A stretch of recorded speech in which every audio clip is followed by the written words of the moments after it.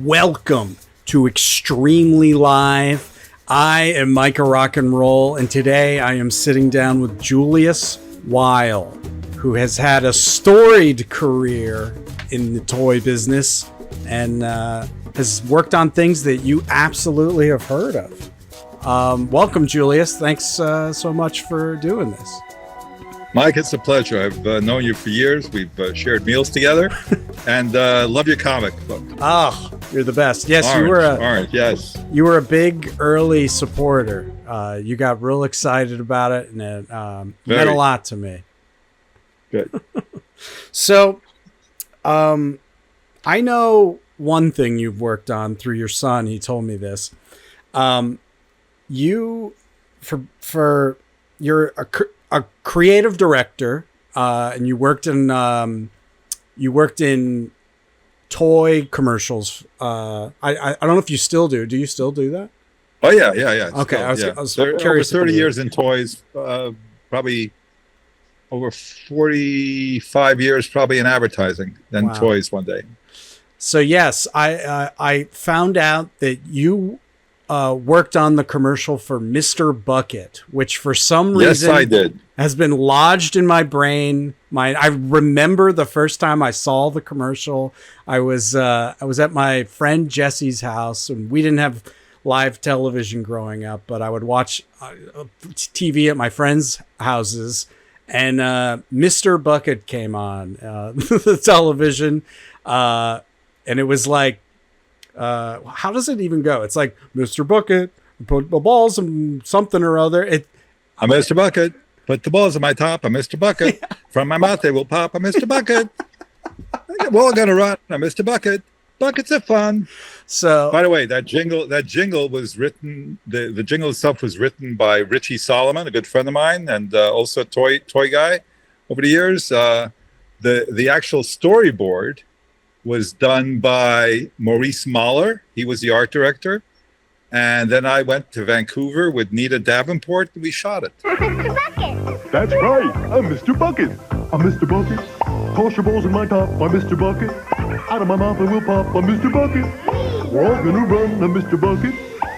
The game's Mr. Bucket. The first to get their balls into Mr. Bucket wins, but look out, because the balls will pop out of his mouth. I'm Mr. Bucket. The balls pop out of my mouth, I'm Mr. Bucket. A ball is what I'm about, I'm Mr. Bucket. We're all gonna run, I'm Mr. Bucket. Mr. Bucket from Milton Bradley. I remember being a crass, naughty young boy and making the joke, put the balls in my mouth, of course. Exactly. I'm sure that was happening all over the United States during that. Why do you think people remember it? Exactly. I literally was like, is it put the balls in my mouth? But no. Folks, please go on YouTube. Yeah. Look up Mr. Bucket. I will. I'll give it hits. I actually have it on one of my YouTube. Weil1 WEILONE. Look it up. Give it some hits. Give it some love. That's great. I'll put Mr. Bucket's still around. I'll put a link to it. But yeah, that's you worked on real stuff that has lodged itself in the psyche of the American public. But yeah, I want to talk to you about your career and just about you growing up and how you found your way to this successful career. So I like to start by asking people where they're originally from. So where did you grow up? Okay, I'll go into my accent. I was born in Romania. Truth. I came here when I was 6 years old. Oh, wow. Yes, we lived in Brooklyn. I lived in Brooklyn until 1995. Not your regular, living in Brooklyn, basically a generation after all the immigrants. We were late immigrants. Lived in Williamsburg before it became Hipsterville. Got a full Jewish education in yeshiva. There's a path to advertising. Yeah, thou shalt not lie. Buy product. Anyway, and then went to School of Visual Arts. Oh, I wanted to be an illustrator. I wanted to be an illustrator. I wanted to be a comic book artist. That's I why was you were terrible at excited. it. I was terrible at it. I get to visual arts, and all these kids from art and design are there, and I'm going, oh shit, this is not going to work. So then I'm in. We had SVA had the student lounge. That's where all the good shit happened. So me and my friends are sitting there, and they're taking advertising, and they're struggling. And I come up with the headlines. Oh yeah, why don't you do this? Why don't you say that? Because I have a big mouth, and could turn a phrase. They said, you know what? You should go into advertising. So I go, you know what? Well, I got nothing better to do. Sure, because I'm not going to be an illustrator. That's for sure. I'm not doing comic books. Exactly. A much more lucrative. And, you made the more lucrative choice, I'm sure. Yeah. There are a couple of guys that made it in there. I don't know if you know this guy, Baton Lash. He passed away about 5 years ago. He was in charge of Archie. He wrote Archie towards he worked on Archie. He became like the executor for Will Eisner. Oh wow. Yeah. So Ralph Bakshi went to SVA, knew him. Yep. So there are a couple of guys that made it, That's great. Yeah, I just recently went to a gallery that had it was all Will Eisner original art. Did you go to that? I didn't make it to that, but yeah, it was cool. I had Will Eisner for one year. That's great. Yeah, you told me this. Yeah. You were taught by the man himself. I couldn't convince my wife to let me buy some original Will Eisner art, but let me tell you, it was reasonably priced. I was floored. It is reasonably priced. He is the father of comic books. Yeah, graphic novels. He told Siegel and Schuster that they weren't ready for Superman. They should go back to Cleveland. He tells that story. That is insane. And he was right. You know why? Because they were not bright enough. Because they basically gave it all away to DC for nothing. Yeah. There's a lot of that kind of story in comics too, of people getting completely screwed over. The people who make this come up with the ideas and make the art getting the least amount of money. It's like many businesses, it's a dirty one. Yep. Yeah. Well, that's great. So you were in the thick of it in New York City growing up. What was New York like back then? Wonderfully disgusting. It was hot. It was dirty. Times Square was filthy. It was dangerous. There were like gay bookstores everywhere.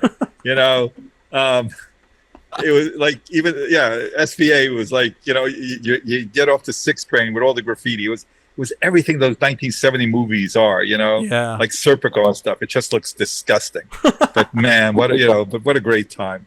Yeah, I'm jealous of the people who got to experience that, because it's like you could actually own some property, or at least rent a substantial, amount of property and like build cool stuff back then, just being a schmo. Whereas now it's like everything is snatched up and you better have some VC funding if you want to do anything here.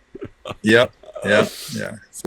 But that's cool. That's a exciting way to grow up. Do you have memories of the old country? You said you were 6 years old when you came here. Yes, so you might have a of few. course. Yeah, I have this like memory that I retain everything from so I remember basically everything. Like I have like I literally have my very first memory where I'm riding. We lived like in an old, like must have been at least 200-year-old courtyard building. Yeah. There was like this courtyard upstairs, and I remember where it's like Skynet, where I achieved consciousness. It's like I'm riding on my tricycle on this thing, and I'm looking around.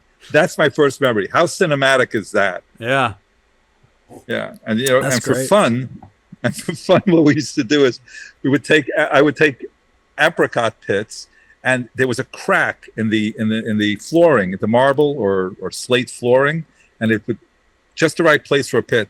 And I would take my father's hammer. Here's a 3-year-old with a hammer, no problem. What the hell? Boom, cracking open nuts. That's what you do in Romania. Sounds so romantic. Cracking the nuts. So yes, that's Sonia at 4. Everybody's named Sonia. That's funny.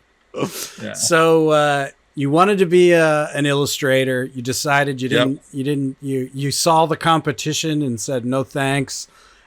Which I believe me, as someone who forces himself to draw stuff knowing that there's a world of people a trillion times better.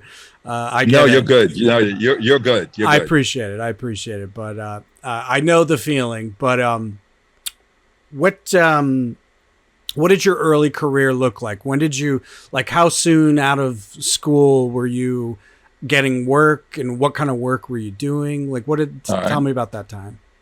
Okay. So quick aside. So Sure. my second year, I took a media course, and the teacher's name is, and the professor's name is Donald Noob, Knoob. He's from Pittsburgh, works in advertising a little bit. And he tells my friend, Hannah Strauss, who was a great illustrator, which she ended up working for Disney, drawing like storyboards and stuff.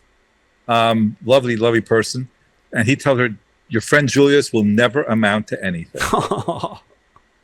He doesn't have it. And Hannah tells me, and I took it as a wake-up call, as opposed to, you know, what is he talking about? I dropped the ego. Obviously, he sees a flaw. Take care of it. So, you know, I decided I did. And so my senior year, we had a work fair at SVA, you know, like to get jobs, and went through it. And of course, everybody downplays you. Oh yeah, well, your stuff is okay.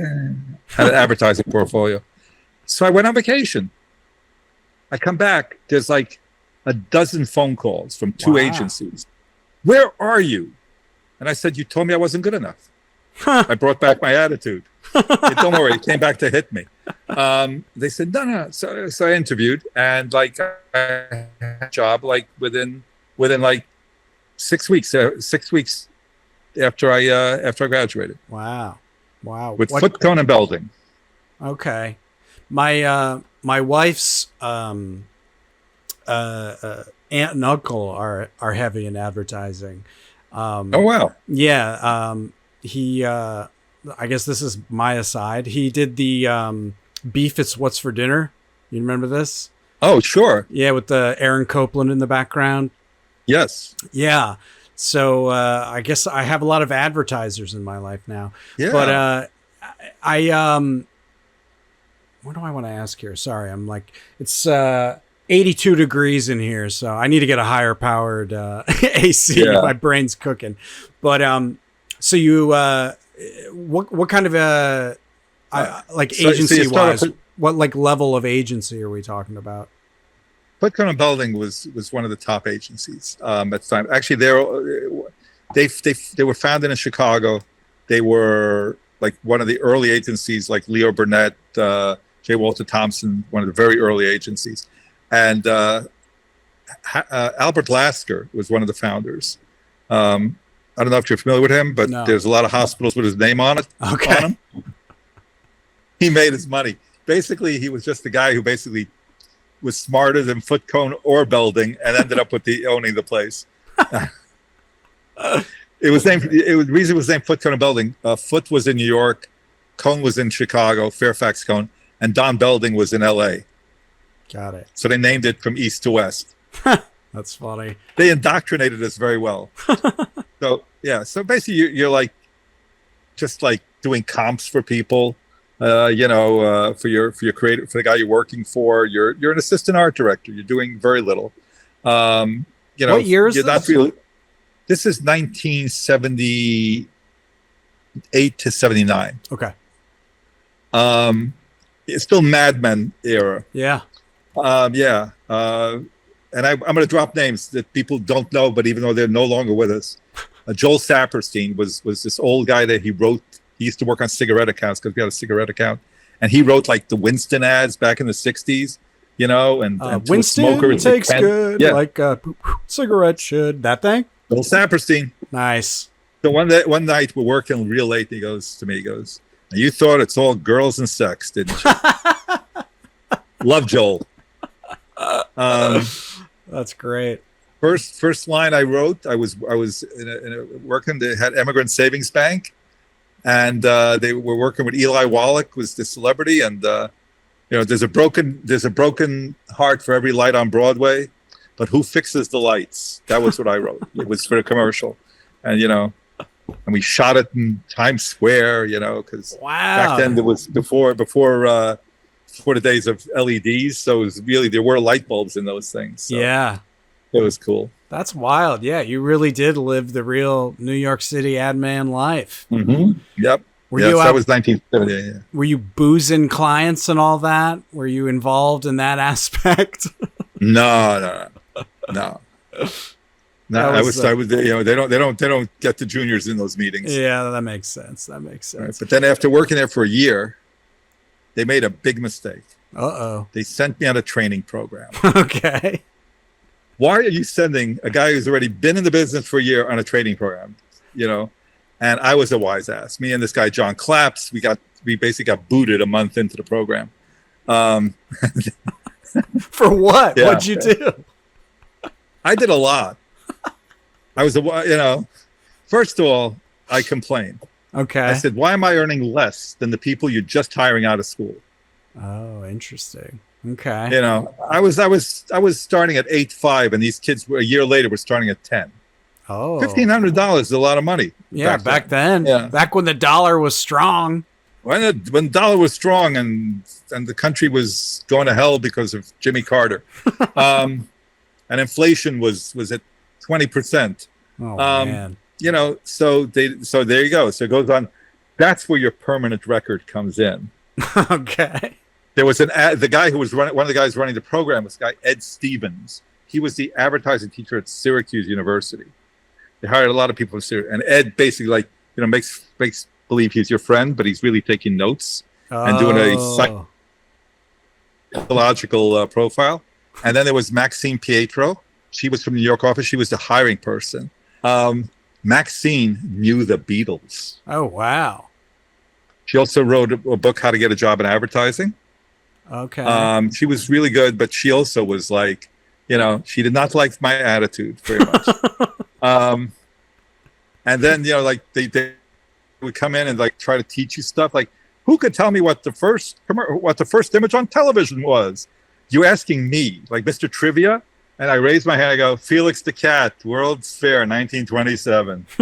Yeah. Well, you can't tell me what the first baseball game was, can you?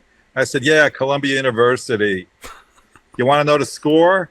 That doesn't sit well with these people. Right. So yeah, the Ron teacher Hoff, doesn't like to hear the they weren't student. teachers. They didn't want to be there, and neither did we. Right. But I already been there for a year. What are you bothering me for, So you're smoking your own stuff. You're high on the horse, and this bites you in the ass somehow.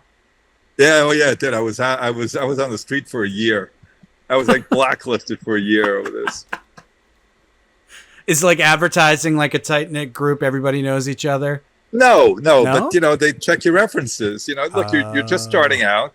They check your references, right? Got it. So, I like this guy's book. He's good. He's smart. What do you know about him? Oh yeah, he was dropped from the foot cone program. It's doesn't sit well, does it? Yeah. Gotcha. So, how did you overcome that? What did that look like? Well, again, I ran into the right guy at the right time. And his name, unfortunately, escapes me right now. But he was a wonderful guy at Lieber Katz. And Hy Varen was the guy who hired me. And Jack Silverman, that was his name. Jack Silverman was the creative director. And Jack liked me. There was something about me he liked, as it was my Brooklyn stuff. It was the Romania thing. It was just, the general stuff. He really took a liking to me. And so they hired me. Got it. You're dropping a lot of Jewish names. Is this heavy Jewish influence in the advertising world? There is. And I'm glad you picked up on it because I wasn't going to say it. Because you got to leave it to the goy. You got to leave it to the conspiratorial goy. You know who does not like to play the Jew card? Who I keep telling him, well, why don't you play the Jew card? You're like, look at me. No, no, oh my God, Ed Miller. Oh God, who was a producer. They all, and and like I've become their father confessor, because it's like I grew up Jewish, and then I had a ham sandwich. Yes, you had okay. What do you want? You want me to absolve you? I absolve you. Okay, you're absolved. Let's go to Yom Kippur services. Oh, there were so many nice people. Herb Miller, that was the producer's name. Anyway, they were all That's great. And then so you're working on more general advertising at that point. Yes. At that point, I'm working on IBM personal computers. I don't remember if you've ever seen these commercials with, like, they did a Charlie Chaplin thing. No, I don't remember that one. What describe? It was just the ease of use. A computer from modern times. They played off of that. So they're doing that, and then, of course, because of my background with FCB with cigarettes, at FCB they had Kent. Now they had also, it was RJ. Now FCB has RJ Reynolds.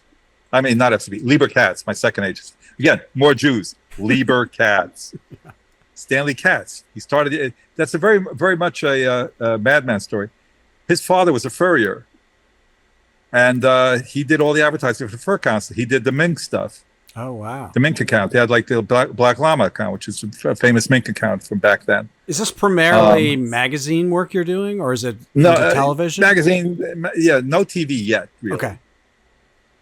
So I'm there for about a year, just over a year, and I decide, it's time to move on, because there wasn't enough advancement, and I get hired at Bozell Jacobs. Another summer not by my good friend Bob Feinberg. I'm sensing a theme here. By Sandy. His name was Sandy. Exactly. Who changed his name? His real name was Fink, and I'm very good friends, of course, with Anyway. But but David Bell runs the agency. David Bell's not Jewish. Okay. Chuck Peebler runs the agency. He's like, his name's on. He's not. They're not Jewish. So I'm playing both sides. I'm doing okay. Got it. That's great. Sandy Evans. Sandy Evans is the guy I'm working for. He's the creative director. He changes his name from Sandy Fink. Also, he's from Chicago. Really, like, Jewish background, but again, hides it.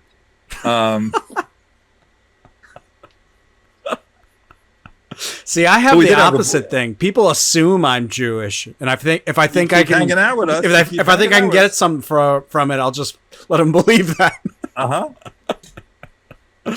that's funny. Yeah. So they have still no toys. Okay. And still like assistant, or are you full art director? No. Now I'm already an art director. Got it. And I work on Minolta copiers with Tony Randall. We also had Newsweek Business Week magazine, Avis Rent a Car. So like real clients, So that's a lot of fun, and that's where I start to really figure it out. Right. Describe for people what an art director does. You don't have to go in crazy, but like just give it like a general idea of like what that entails. What does that look like? You get you're working on Avis. You're not doing the illustrations or the photography. So what is the art director doing? You're sitting with a writer and you come up with a concept. Got it. So the writer writes the script, and the art director sort of like plans it out, helps with the wording as well, gives it the look. Actually, you both work in tandem, but it depends what your title is and where you went to school. So I worked with some very talented writer, Ray Pelletier, who is a wonderful man, very talented, very, very low key, which was really good because obviously I'm not, and I learned how to be low key from Ray. Thing is, this is like so again New York and very much. Ray smokes 4 packs a day. Oh man! Oh my God! And drinks nothing but coffee, constantly. It's literally like I'm in a sitcom, And the reason I get to work with Ray is nobody else wants to work with Ray because he smokes. Oh, that's funny. But Ray is terrific. And my parents, my mother smoked, and without an adverse effect. She was able to quit once she got the shakes, so she gave it up later in life. Fine. But, and I think Ray is still with us as well. So there you go. But the point is, I'm willing to work with him because I can stand the smoke. Got it. And we do some very nice stuff, And I also worked on this, again, they get an account, a Jewish bank, Bank Leumi. It's an international bank. Who do you give the account? Who do you put on the account? The Romanian kid. The Romanian Jewish kid, yeah. Who, of course, writes the headline, a bank like this comes around only once every 5,000 years. If the world is created in 6 days, why should it take a month to get a loan? Oh, I do all the biblical puns. That's great.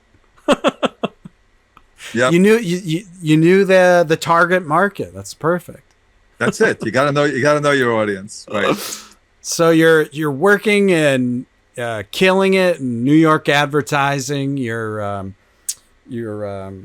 working with all wisecracking old school New York Jews. You're doing As your Mel thing. Brooks says, I work with the great and the near great.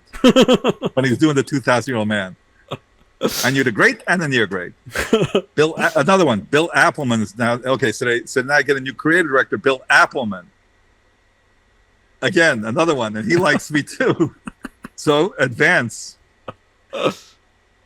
I'm jealous. Us guys, we don't have that vibe. Don't worry. There's plenty of Goyim stories too. But I just think that I'm just telling you my path. Worked for a guy Mars Mayhew. You couldn't get more waspy than Mars. Not Mars, Mars. Marse. And he had the Jaguar account. Oh, there you go. Oh, yeah. No Jews allowed on that.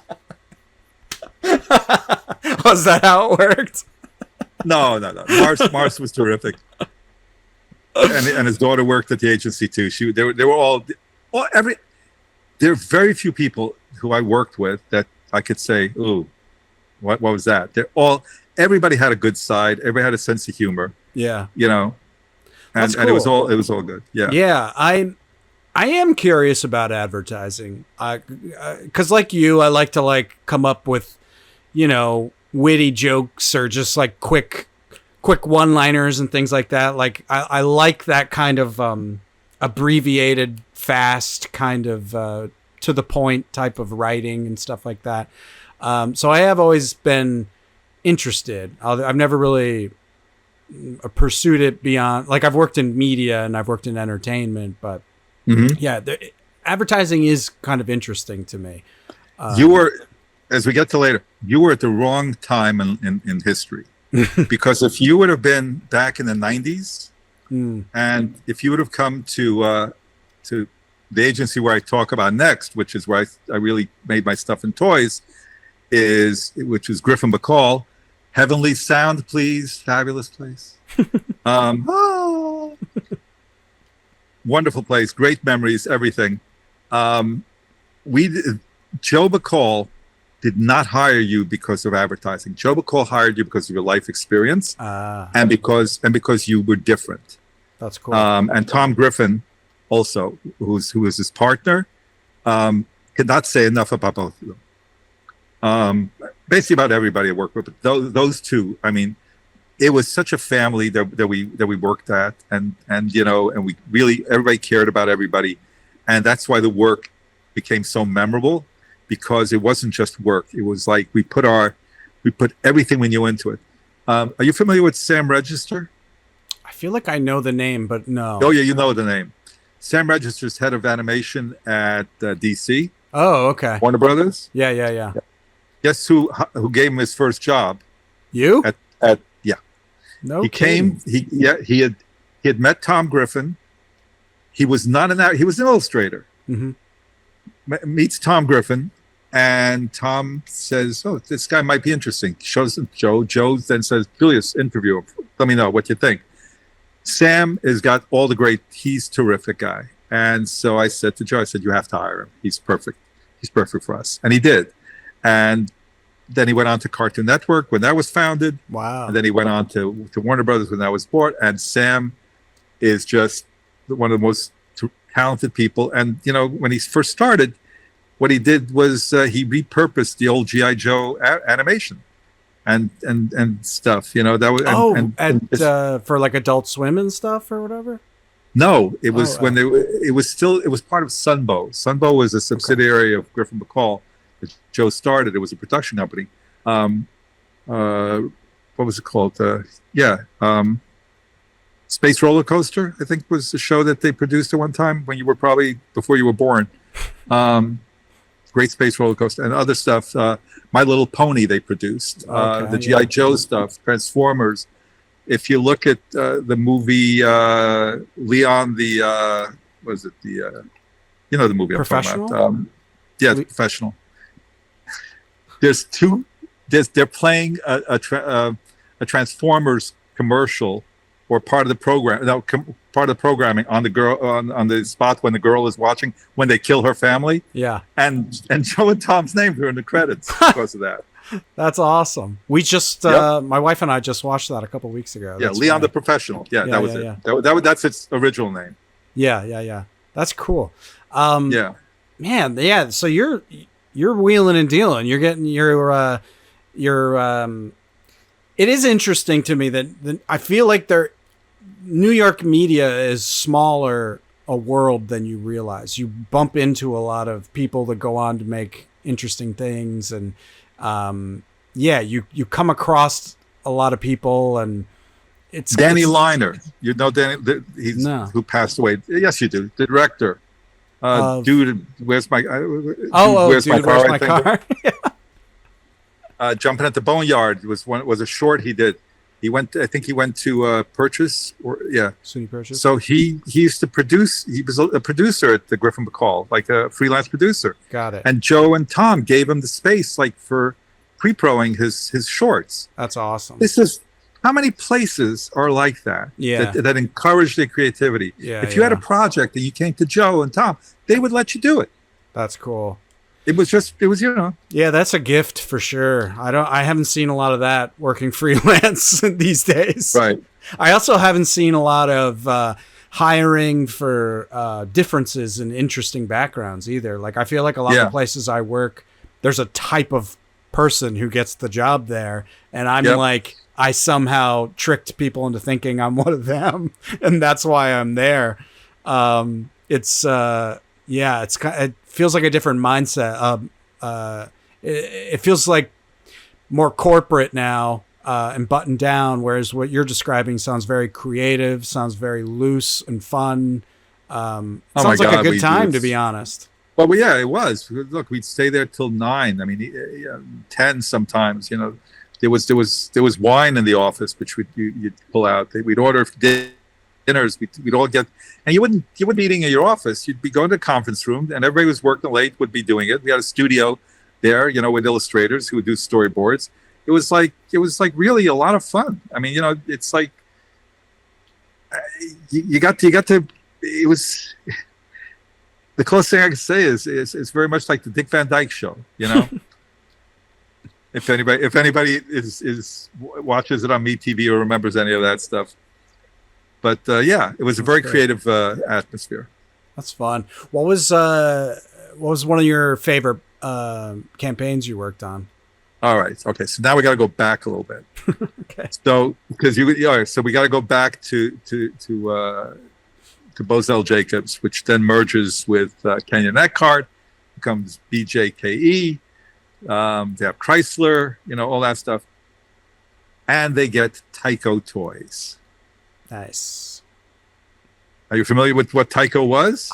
I'm trying to think. Is it like Micronauts or something, or Micro Machines, or no? Nah. They had Dinobots or something like. One of those Dino Riders, which was a cartoon series. They have Dino Riders. They have RC cars. Ooh, this is fun. Like a boy's wet dream. You know, and because you know you go to a client meeting, and like there's the closet, and you say to the guy working there, "What do you got today? Can you give me something?" and he gives you a Lamborghini, an RC 9.6 volt turbo Lamborghini. Yeah. And you bring this home and your wife looks at you like you're crazy, but all your friends are just so jealous. Unleash the Typhoon, the only 9.6 V radio-controlled hovercraft in the world. The Typhoon hovercraft blasts over the ground on a cushion of air. You command the Typhoon by radio control. 3 powerful turbo motors for straight-line speed. Do a 360. Now, Typhoon hits the water. Incredible. The RC that runs on land and water. Typhoon. You've got the turbo power to handle anything. Typhoon and Mini Typhoon, the only 9.6 V radio-controlled hovercrafts in the world from Tyco. It all starts when Jay Schulberg, who's now the creative director at Bozell, comes into my office and goes, Julius, they need help on the toy business. Do you mind? And I go, nope, I don't mind. Next thing you know, I'm the toy guy. And, you know, one of the first things I work on is the Martin Short, Ed Grimley talking doll. That's awesome. That's which is great. Again, and I go to a presentation and I have hair at the time and I put it like up and I have a shirt that's like that and I present like Ed Grimley, you know, don't you know? Well, there you go. I'm now sealed and then I present it to Martin Short the same way. And it's like, wow. Oh my God. And we go to LA to shoot and we just have a great time. And you know, it's just so that's like one of the first things that are just great. Are you ready to go completely mental? It's the Ed Grimley Talking Doll. This is the surprise I say. I'm as doomed can be, you know. Now you can take Ed everywhere. This is like my luckiest of lucky days. Pull his string and he says 6 completely mental things. Oh, is this not like the best vacation or what? Oh, give me a break. Bedtime already? Who knew? I'm going completely mental, I must say. Talking Ed Grimley. He's more than a talking doll. He's Ed Grimley. And before I got into toys, the last thing I did, which is probably what got me onto toys, because I guess Jay said was not happy with it, but I don't know. I'm just kidding. I did the very first pharmaceutical commercial. Really? It was for Pfizer, and it was the Tin Man. For the Wizard of Oz Tin Man for Okay. Pfizer. You guys can look it up. It's really a great commercial. Kenya Goda produced it. Terry Lovelock was the director in London. The reason I drop names is because this shows that I do not have Alzheimer's. I remember all these people. So, you know, I have all my faculties. By the way, I also worked with writer Marty Kaufman. Surprise. No, so anyway, the Tin Man, which is really a fun commercial. We recreated the Tin Man exactly like he looked in the Wizard of Oz. Wow. The one mistake we made is somebody said, "There's this mime that can stay in a costume all day. He'd be perfect." And we hired a mime, and the frickin' mime couldn't do the Tin Man right, and I had to like show him exactly what to do, and it was like so frustrating because he kept going, "Stop being a mime! You're a Tin Man." That's hilarious. What do Right. you remember? What product they were selling? Yes, it was Pfizer Feldine. Feldine was an arthritis drug. That's why the Tin Man was perfect. Got it. And we created the place where the Tin Man lived. I looked at the Wizard of Oz. I was a big fan of Wizard of Oz. I did a lot of research. We recreated his cottage, and the alarm clock and everything. It was like so much fun. That's cool. You know? Yeah.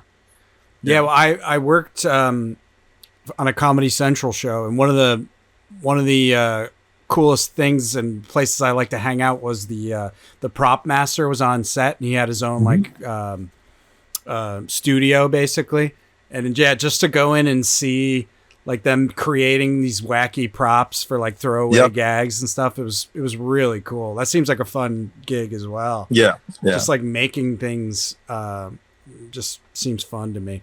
Right. That's awesome. I quite liked the Ed Grimley cartoon when I was a young kid. Yes, that's why we did the for the doll, I assume. Yeah, that's great. Ed Grimley's such a funny character. I always I loved Martin Short when I was a little kid. I thought he was hilarious. Just so like goofy and like he kind of is childlike in his like kind of sense of humor. He's very animated and he's so funny. Martin Short is very, as you say, is so broad. He could do everything. It's true. And he's got so much shtick that he has like from his SCTV days. Yeah. You think he's coming up with it right now, but it's like stuff that's in the back of his mind already for years. Yeah, yeah. His repertoire of stuff is so vast. That's cool. Yeah, he's his whole Jiminy Glick show. Oh yeah, Jimmy Glick is so funny, so fabulous. God, it's hilarious. Yeah. That's cool. That's very, very cool. So you become the toy man. I become the toy man. You specialize in toys. Rattle off some toys you've worked on, because you're now getting into a time where this is probably stuff people know of. How old are you? I'm 40. I'm 40. Okay, all right. I don't know. This maybe. Yeah, you probably might be. Okay. Are you familiar with Spytek? I vaguely do. Yes. It was Tyco. Was that like the sound gun where you could like? Yes. Spytek, case 101. The Whistlers made his move. Use your Spytek binoculars to keep him in sight. He's coming your way. The Spytek intruder alert detects his movement. He's all yours. You've lost him. Set up the Spytek long-range microphone. You can hear the smallest sounds like they were right up close. You've got him now. They have Spytek. They know Spytek. High-tech equipment that works. Each sold separately, new from Tyco. Okay, you don't know. You want to know who shot that? Who shot it? John Badham. John, why do I know? You know so many names. I got to get better. John Badham directed Saturday Night Fever, Blue Thunder, War Games. He worked on Lost later on. He was an A director in Hollywood, and we had very good producers at Bozell, and John was available. And Ken Yagoda said, "Why don't you use John Badham?"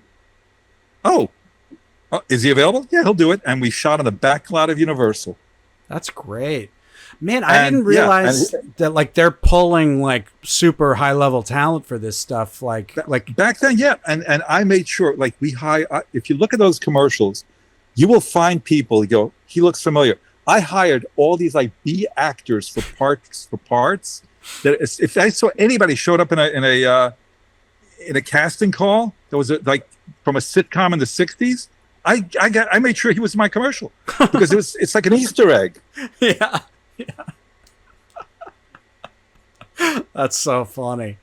Damn. Stanley Camel, who's been in like every Kojak and probably Law and Orders and stuff, is in one of the Spytek commercials. They're all everybody. They're loaded with these things. Right. It's very hard to find the old Spytek commercials. So on a commercial, and you're at that point, you're a creative director. Yeah. So, is there a director as well, or are yes? Okay, so you have. So who I just do the storyboard, and then I work with the director and production company and producers, and so you draw out the idea of it. Like, right. Like here's what this thing actually is, and then you hire a director to actually like handle the actual on-set direction. Right. Okay, got it. And by the way, the guy who produced those early Spyteks is Rob Runbacon, who is part owner in John's Pizza downtown now, and also a school teacher. Shout out to Rob. Also from Brooklyn. This is impressive, I have to say, your ability to just throw all these names out there and resume lines. Pretty good. Mm-hmm. Pretty good. That's a good skill to have in business. Pay attention, folks. Yep. I got to work on that. But John Badham was terrific to work with. I mean, Saturday Night Fever molded me, and so I had him there. We're on set. They go. Oh, he also did Bird on a Wire with Goldie Hawn and Chevy Chase. Had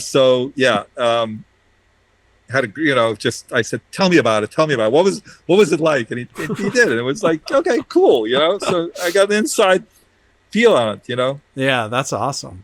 That's great. Did you? So then we come to go ahead. Yeah, no. Please go ahead. No. Go for your question. I was gonna ask for the audience. I'm friends with your son, and he would often talk about going to Italy to do stuff. Is that? That was later on. Yeah. Okay. See, yeah, that's why I was like, you go, because I was like, Alice is gonna be a good day. Yeah. Stop in the so conversation. back to get Yes, to please. spots that you all know, which is what I think. I don't know what your audience is into, but they get a good lesson here on stuff. Okay, so like there's Mr. Bucket. There's Gator Golf. Oh yes. Gator Golf, written by Dan Lombardi. Gator Golf! Step right up! What could be greater than golf with a gator? Gator Golf, give it a whack. Gator Golf, throw it right back. Gator Golf, what could be greater than playing a game of golf with a gator? It's Gator Golf. Hit the ball in his mouth to score. The Gator will toss it back out. Gator Golf, hit the ball in his mouth. Gator Golf, he'll turn all about. Can you take a shot, Dad? Okay.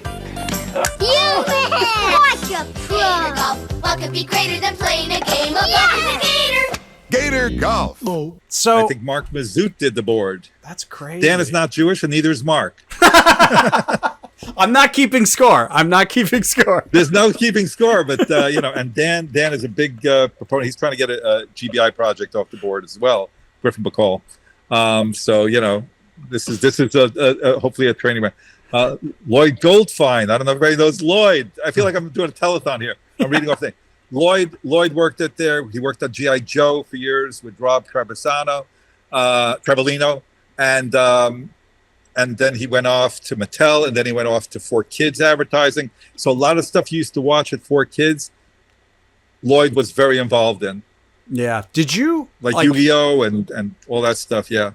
Were you into Repurposing toys stuff. before toys? Because you seem Oh, like yeah. yeah. It seems like because you're talking comic books, you're talking toys, cartoons. That kind of sounds like stuff you're actually interested in as a person. Yes. What were you Yes. into? Like, what were you? What got you excited? Just the regular stuff. Marvel Yeah. Comics was the big deal. Anything that was on TV, I used to watch. Yeah. Any hero stuff. I used to collect all that stuff. Very, very big in Star Trek. Yeah, me too. I love Star Yeah. Trek. I don't know if I feel I may have told you this, but I grew up homeschooled, and we didn't have an actual television like Oh my with God. TV stations. But my uncle was like, no, we can't allow this, and he would tape like television, send VHS tapes in the mail, and that Oh wow. that was like the loophole. My parents would let us watch those. Okay. So he would tape like the best of the best. He and my grandfather had great taste in entertainment. So we just had the best of like cartoons and Star Trek and dramas and so I devoured that stuff. Obviously, you're at home all the time, bored. Yeah. So when those VHSs came in the mail, I was watching 5 episodes of DuckTales in a row, for example. Yeah. And then Yeah. Star Trek Next Generation nonstop. Yeah. I was all very, very into that as well, and that informed what I'm interested in to this day. So it sounds like very similar to you.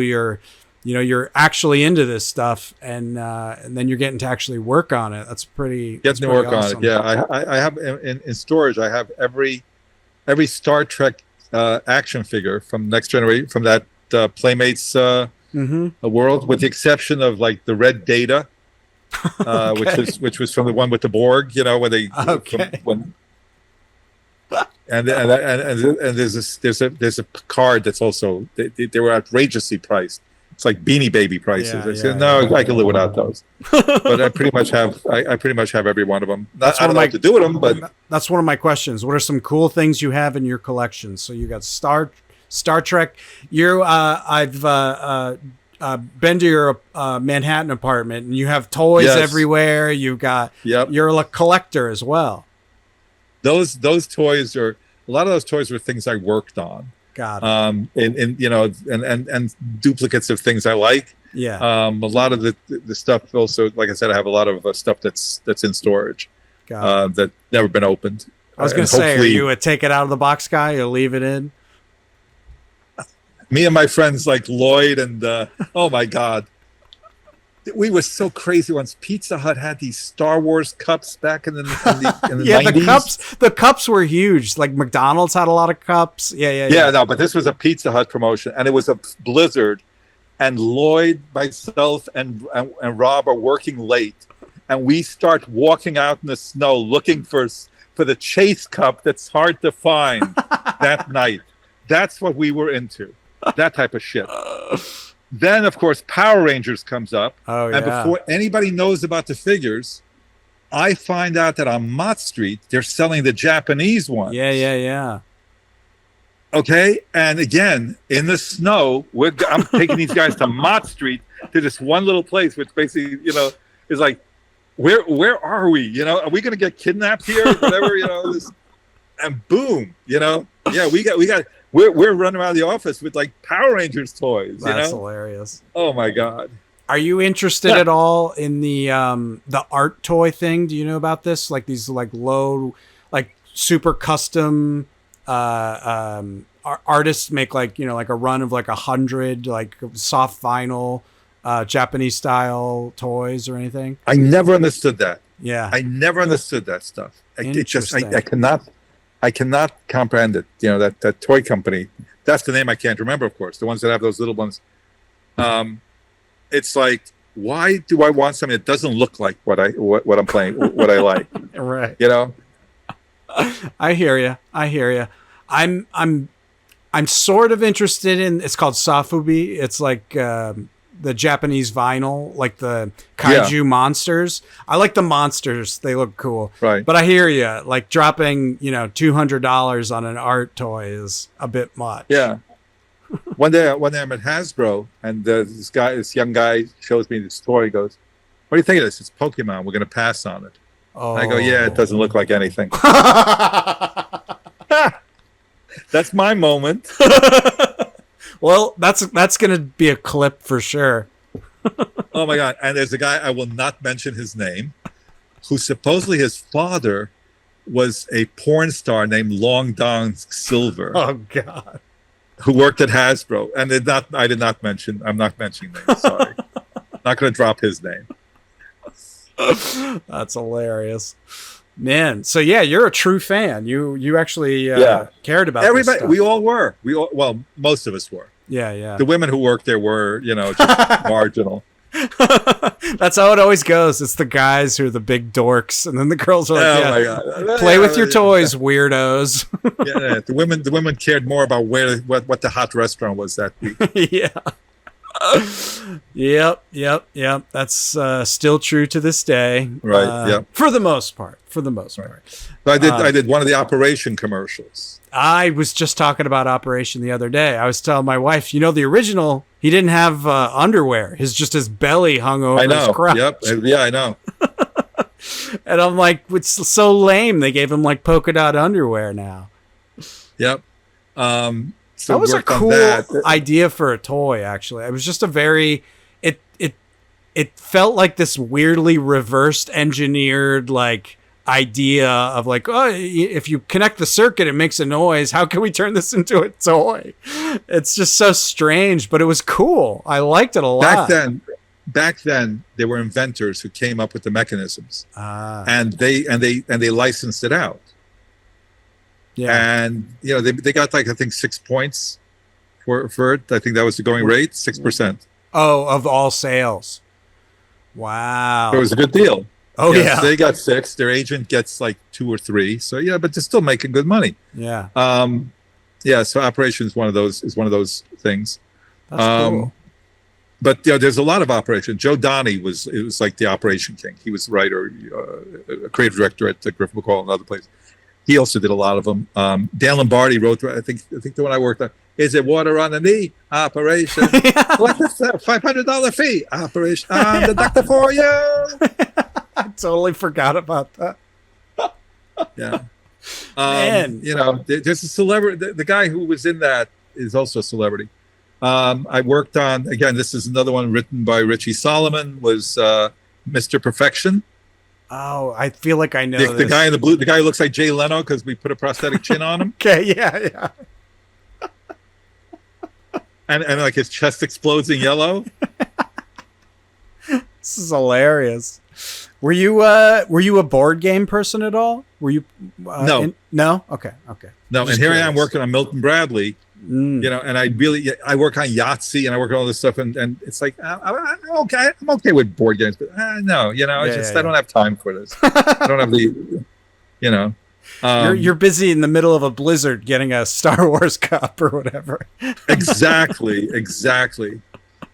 Yeah, and going to London and picking up Thunderbird toys, which were not available in the States yet. Oh man, you're the real deal, Julius.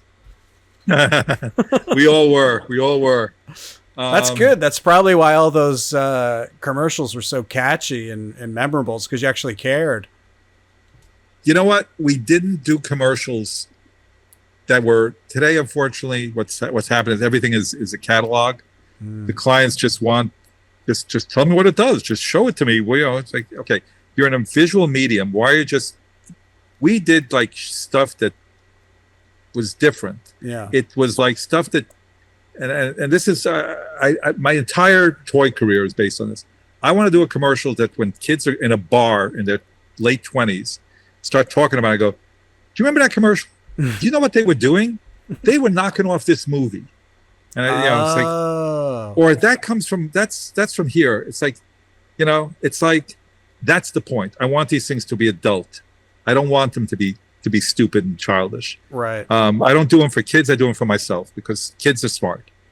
That's cool. Yeah. I mean, a lot of the best kids entertainment and things like that is stuff that is not talking down to the audience. It's right. You're having them meet you at a higher level. Transformers, more than meets the eye. Come on. Yeah, it's a classic. Nobody knows who came up with that line. Really? Nobody knows. It's a mystery. It could be something that was translated from Japanese. We don't know. That's funny. So, I worked on Transformers as well, by the way. You've done it all, man. That's crazy. Yeah, I know. Yeah. So you just casually mentioned about like toy commercials today. So you're currently still working. Yes, I am. Are you working for yourself? Do you work for a company? Where are you working? I work for myself. I do. I'm a contract worker, as they say. I guess Got it. But what's changed is, I mean, I was the boy king. I used to do action figures. It's like all that type of stuff. All right. And then all of a sudden, back like after I go from Griffin McCall when that's sort of I move on to Barrington Greenhouse in Webster. It's just Barrington Greenhouse at some point. Yes, and they are both Jewish. Bill Barrington, by the way, passed away this year. He's a very loved man by a lot of people. Can't give him enough credit. Marty Greenhouse, terrific person as well. Everybody worked there. A lot of people who worked there were not Jewish, and they were just as wonderful. Bob Marks, who was Jewish. Anyway, Dan Trink, who runs a gym, who's like now an Iron Man and runs a gym. Just terrific. Anyway, so after that, I ended up freelancing, and I get a call from somebody I used to work with, Nancy Hauptman, and she goes, "You want to do a pitch?" I go, "Sure."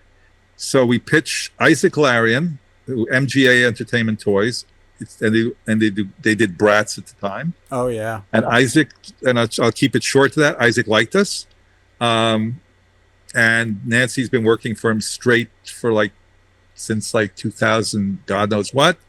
And I've sort of been freelancing there. That's wild. So you're still cooking, baby.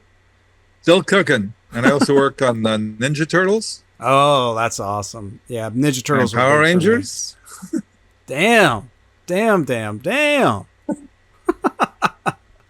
That's great. Yeah. That's really cool. Do you, working for yourself, sounds like you have this woman you're working with, you have like a small team that you work with often, or we're the team. The two of you. Yeah. Got it. Do you do business as your own name, or do you have like a cool company name? No. Just make out the check to me. Good. I'm glad. There's nothing. Yeah, look, there's nothing. Griffin McCall became Uproar. Okay. And then Hasbro went in house and did something called Cake Mix. Production company have names like Luis Ruiz, who's the director. He's done a lot of great commercials over the years. He did a company called Mustache. And I worked for this guy Chris Foligno, who's the director, good friend. Just a lot of stuff. Yeah. How many campaigns do you do a year? Does it depend? Depends. It's depends. Yeah. But like in a real busy year, I mean, there were times I would do like 40, 50 spots a year. Wow. Which is insane. And yeah. that's it's like one a week. Yeah, no, back in the day when so I worked also for this Rotter Creative Group, Steve Rotter. And he does Playmates Toys and other toy companies. So yeah, before he like sort of semi-retired, still in the business, but like not semi-retired. He was at one point had his fingers in almost every toy company, which was really cool. And he basically started everybody going to Italy. Oh, okay, yes. Yeah.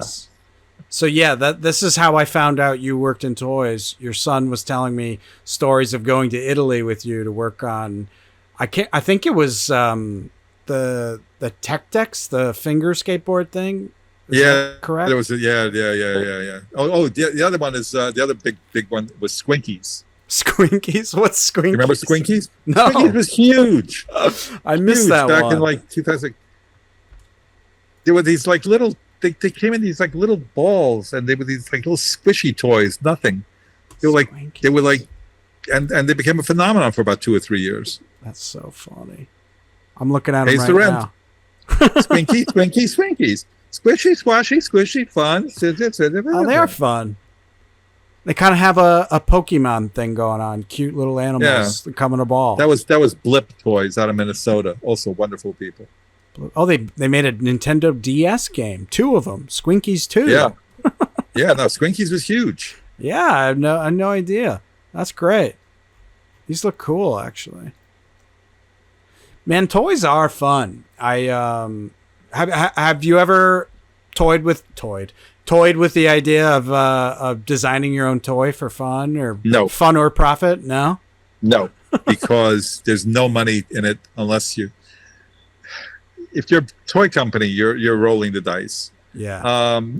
And Isaac Larian knows how to roll dice very well, and I learned a lot from him because you don't take a small risk for a small gain. I'm sorry, big risk for a small gain. Everything needs to be. It's like Vegas. Don't go anything that's less than 5 to 1. You gotta really, if you're rolling, the payout's got to be big. Right. Okay, I come up with a toy. What do I got to do? I'm gonna go to him and say, "Will you market this toy?" And he'll say, "Why am I paying you for this?" He's not stupid. Got it. He doesn't like to pay, royalties and stuff. Those days are done. So okay, so now I do it myself. Great. So I got to go spend my money, go to China, get it manufactured. Then I got to find somebody to distribute it. Then I got to wait for the money. And then Toys R Us goes belly up, and you end up losing everything. I hear you. Are the margins slim as well? I would imagine. They're getting slimmer. Yeah. Yeah. It's hard. It's hard to make a physical product that catches people's eyes. I mean, I've learned that making a printed comic book instead of just posting it online like everybody else. But I have to say, it is fun to hold the thing you made in your hand. That is pretty cool. Yes, yes. By the way, back at SVA, I think I might have told you this. So Will's class, the goal was to print a comic book at the end of the year. And Will Eisner would do the cover. That's awesome. Yeah. So here's what would happen. So like we'd go to like Comic-Con or whatever, a comic convention in New York, and the SVA people would sell the comic book, and people would buy it like crazy. Yeah. Except for one thing. They would rip the cover off and throw away artwork.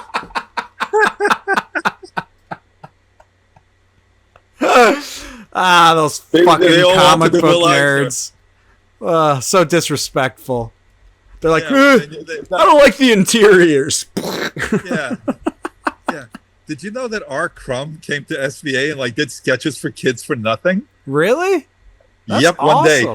he was sitting in the he was visiting back in 77 or 78, and he was in the stairwell just drawing for students. That's great. And if anybody kept that stuff, damn, you know. Yeah, for sure. Yeah, R. Crumbs. He just did a talk at 92nd Y a few weeks ago. Yeah. He's have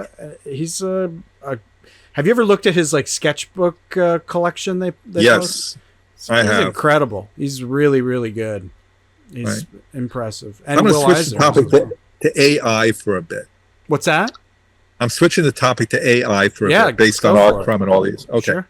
Yeah, it'll be very brief. No, And you could probably cut it. You could probably cut it from the program or whatever. No, it's topical, baby. Okay, so back about 2 years ago, if you used Bing's AI stuff, I could put in R. Crumb, and I would get some pretty nasty good stuff. I would put in Will Eisner, and damn, it had the feel of Will Eisner. Of course, it had like 8 fingers sometimes, Right. but you know, it's like yes, but it gave you the essence. Yeah. About a year ago, they got so good, nothing. Everything looks like it's, 3D generated crap. You really have to go and just like, it's so hard to get, and that's why I don't worry, and I think artists are protected. Mm. The good stuff you can't do in AI anymore. I mean, they were programming it in, but everything you look at the deep fakes and stuff. There's nothing original. Everything looks the same. Yeah. So to all you artists out there listening to this, Mike has a little program here. You're all safe. AI will not replace you. Nice. It's good to hear. The hardest thing to do is to get it. Give me a storyboard frame. It will always give me shit, and I have to like lie to it, and like really, no, it's an illustration. It's comic book art, storyboard frame, advertising, pen and ink, magic marker, and then occasionally I'll get something. But what it does is it gives me angles, because we all are trapped in like always like drawing the same angle. And this shows you different looks. And so I'll show it to Tyler. I go, Tyler, here's just some reference. Yeah. Which is what we used to do back when I started in the business. Reference Totally. was the thing that you needed for everything. Yeah. Did you have like build big reference libraries where you like back then? Yes. And the biggest library was a guy I mentioned earlier, Maurice Mahler. Maurice would, before you ever saw a commercial, he would run into Joe's office with a VHS tape that he had Linda Sheeler pull, and he'd come, Joe, look what I found. And it was like, oh my God, it's like, damn you, Marty, how did you do this? How'd you get there? I haven't even seen this yet. That's so funny. But he was the best at it, absolutely the best. How do you feel about like modern, like adult, like comedy cartoons these days? Like, do you like the puppet style animation? You know what I mean? Do you know what I'm referring to? Everything I see is like, okay, the writing is horrible. Look, growing up, you didn't watch the Flintstones. You listened to the Flintstones. You were multitasking because you knew that nothing really moved. And you knew when they were running because you had that sound, the effect, like the cans were. Right. Oh, okay, Fred is running. Okay, I get it. It was like radio. Right. But it was well written. Right. All that stuff was well written. We never, because we knew Filmation was not a very good animation company. Hanna-Barbera, God bless them. 5 frames for a half hour. Right. This is true. Like that's been a thing for a long time. Exactly. So it's like I don't care what stuff looks like. That's why South Park was such a breakthrough. It was bad animation. Mm-hmm. And the original ones, as you probably know, Santa Claus versus Jesus. Jesus. Yeah. That was like paper cutout. Yeah. It worked. It didn't have to move because the writing was brilliant. Yeah. There's similar to like, you're saying like there's like you're noticing a fall off in the AI. There has been such a drastic fall off in entertainment writing. It's insane. Yeah. It's insane. I don't like we've been rewatching Malcolm in the Middle, and first of all, these people used to have to write 20 anywhere between 20 and 30 episodes a season, which is 3 seasons of television now, which is insane. And they lasted way longer than I feel like the average show now has 3 seasons if they're lucky. Like back then you'd get like 7 seasons with like 22, 25 episodes a season. So their at bat is like crazy how often they have to like deliver. And the writing is just leagues better than anything that's coming out. I mean, I say that there's lots of good stuff coming out still. Just stuff but everything is everything. Look, I don't know what's happening. I don't know. My theory is the type of person who goes into television writing is addicted to like social media, like to Twitter, and like it's just rotten. They don't read stories anymore. They just read social media posts. And so they've forgotten like what a story is. And so everything just kind of feels like slop and just not very good, unfortunately. Yeah, no, it's most stuff is unwatchable. Yeah, it is sad. I don't know why that is fully, but yeah, it is a bummer. But you make a good point about the animation. Like I brought it up because a lot of this animation annoys me in that it just kind of like feels very stiff and whatever. But you're right. I watched all that Hanna-Barbera stuff. In my case, it was like on Cartoon Network. And I enjoyed it, and you're right. It's probably because the writing of it was more engaging. It's funny that you guys would just listen to it. That makes sense. Yeah. What am I watching here? It's just nothing's moving. Yeah. This is true. Well, we've been going for quite a bit, so why don't we wrap up here? Julius, This was really interesting. Your career. Stick around after you're done. Stick around after you're done. Okay. Your career is wide-ranging and fascinating, and I had no idea. You're still making hits to this day. You're a beast. You're the man behind everything from Lul's Surprise to Mr. Bucket. If people and a lot of other people too. Of course. I hear you. Let's close things out by let's say someone's listening to this and they want to get into advertising or maybe toys in general. What kind of advice would you give to a young whippersnapper? All right, getting into toys. Toy companies are downsizing, but if you got a love for toys, exactly the way I told you about the Griff McCall thing. Don't just be, I want to do toys. You have to have a broad range of life experience that you then bring into what you're going to do. As far as advertising, don't even bother. It's a dinosaur. There's, you got a better shot becoming a TikTok influencer than getting into making money in advertising today. Okay. I hear you. This is good advice. All right. Well, we'll leave it on that note. Julius, thanks so much for doing this, and I appreciate your time.